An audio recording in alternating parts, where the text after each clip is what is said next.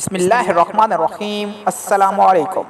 نئے آنے والے دوستوں سے گزارش ہے کہ ہمارے چینل کو سبسکرائب کریں اور ساتھ والے بیل آئیکن کو بھی دبا دیں تاکہ ہر آنے والی ویڈیو کا نوٹیفیکیشن آپ کو بر وقت مل سکے۔ تو چلے دوستو، آج کی ویڈیو کو شروع کرتے ہیں۔ ایک بار شیخ جنید بغدادی سفر کے ارادے سے بغداد روانہ ہوئے۔ حضرت شیخ کے کچھ مرید بھی ساتھ تھے۔ شیخ نے مریدوں سے پوچھا، تم لوگوں کو بہلول کا حال معلوم ہے؟ لوگوں نے کہا، حضرت وہ تو ایک دیوانہ ہے، آپ اس سے مل کر کیا کریں گے؟ شیخ نے جواب دیا، ذرا بہلول کو تلاش کرو، مجھے اس سے کام ہے۔ مریدوں نے شیخ کے حکم کی تعمیل اپنے لیے سعادت سمجھی۔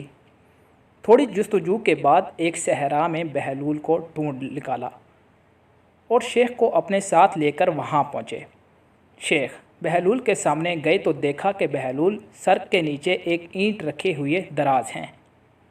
شیخ نے سلام کیا تو بہلول نے جواب دے کر پوچھا، تم کون ہو؟ میں ہوں جنید بغدادی۔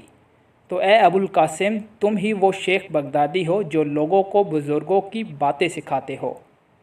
جی ہاں، کوشش تو کرتا ہوں۔ اچھا، تو تم اپنے کھانے کا طریقہ تو جانتے ہی ہوگے؟ کیوں نہیں، بسم اللہ پڑھتا ہوں اور اپنے سامنے کی چیز کھاتا ہوں۔ چھوٹا نوالا لیتا ہوں، آہستہ آہستہ چباتا ہوں، دوسروں کے نوالے پر نظر نہیں ڈالتا، اور کھانا کھاتے وقت اللہ کی یاد سے غافل نہیں ہوتا۔ پھر دوبارہ کہا، جو لقمہ بھی کھاتا ہوں الحمدللہ کہتا ہوں۔ کھانا شروع کرنے سے پہلے ہاتھ دھوتا ہوں اور فارغ ہونے کے بعد بھی ہاتھ دھوتا ہوں۔ یہ سن کر بہلول اٹھ کھڑے ہوئے اور اپنا دامن شیخ جنید کی طرف جھٹک دیا۔ پھر ان سے کہا، تم انسانوں کے پیر مرشد بننا چاہتے ہو اور حال یہ ہے کہ اب تک کھانے پینے کا طریقہ بھی نہیں جانتے۔ یہ کہہ کر بہلول نے اپنا راستہ لیا۔ شیخ کے مریدوں نے کہا، یا حضرت یہ شخص تو دیوانہ ہے۔ ہاں دیوانہ تو ہے، مگر اپنے کام کے لیے ہوشیار۔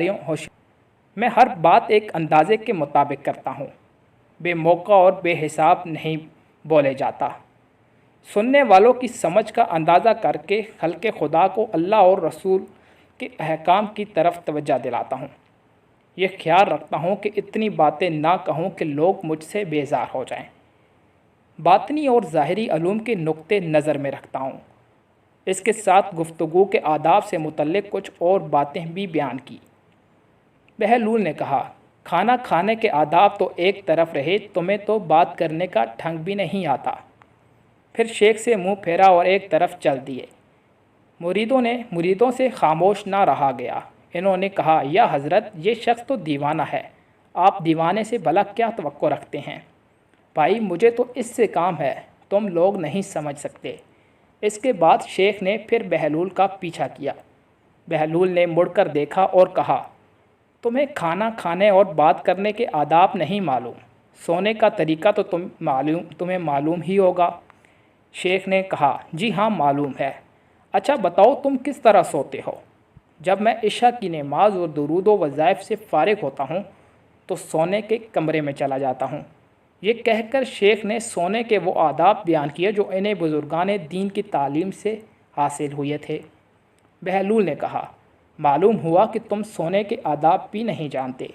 یہ کہہ کر بہلول نے جانا چاہا تو حضرت جنید بغدادی نے ان کا دامن پکڑ لیا اور کہا، اے حضرت میں نہیں جانتا، اللہ کے واسطے تم مجھے سکھا دو۔ کچھ دیر بعد بہلول نے کہا، میاں یہ جتنی باتیں تم نے کہیں سب بعد کی چیزیں ہیں، اصل بات مجھ سے سنو۔ کھانے کا اصل طریقہ یہ ہے کہ سب سے پہلے حلال کی روزی ہونی چاہیے۔ اگر غذا میں حرام کی ملاوٹ ہو جائے تو جو آداب تم نے بیان کیے ان کے برتنے سے کوئی فائدہ نہ ہوگا اور دل روشن ہونے کی بجائے اور تاریک ہو جائے گا۔ شیخ جنید نے بے ساختہ کہا، جزاک اللہ، اللہ تمہارا بھلا کرے۔ پھر بہلول نے بتایا، گفتگو کرتے وقت سب سے پہلے دل کا پاک اور نیت کا صاف ہونا ضروری ہے، اور اس کا بھی خیال رہے کہ جو بات کہی جائے اللہ کی رضامندی کے لیے ہو۔ اگر کوئی غرض یا دنیاوی مطلب کا لگاؤ یا بات فضول قسم کی ہوگی تو خواہ کتنے ہی اچھے الفاظ میں کہی جائے گی، تمہارے لیے وبال بن جائے گی۔ اس لیے ایسے کلام سے خاموشی بہتر ہے۔ फिर सोने के मुतल्लिक बताया। इसी तरह सोने से मुतल्लिक जो कुछ तुमने कहा वो भी असल मकसूद नहीं है। असल बात तो ये है कि जब तुम सोने लगो तो तुम्हारा दिल बुग़्ज़, कीना और हसद से खाली हो।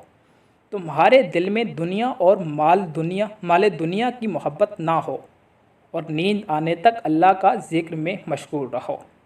बहलूल की बात ख़त्म होते ही हज़रत जुनैद बगदादी ने इनके हाथों को बोसा दिया और इनके लिए दुआ की। शेख जुनैद के मुरीद ये मंज़र देखकर हैरान रह गए। इन्हें अपनी गलती का एहसास हुआ और ये बात इनकी समझ में आ गई कि हर शख्स को चाहिए कि वो जो बात ना जानता हो उसे सीखने में ज़रा भी ना शर्माए। हज़रत जुनैद और बहलूल की इस वाक़े से सबसे बड़ा सबक यही हासिल होता है कि कुछ ना जानने पर भी दिल में ये जानना कि हम बहुत कुछ जानते हैं बहुत नुकसान पहुंचाने वाली बात है। इससे इस्लाह और तरक्की के रास्ते बंद हो जाते हैं और इंसान गुमराही में फंस कर रह जाता है।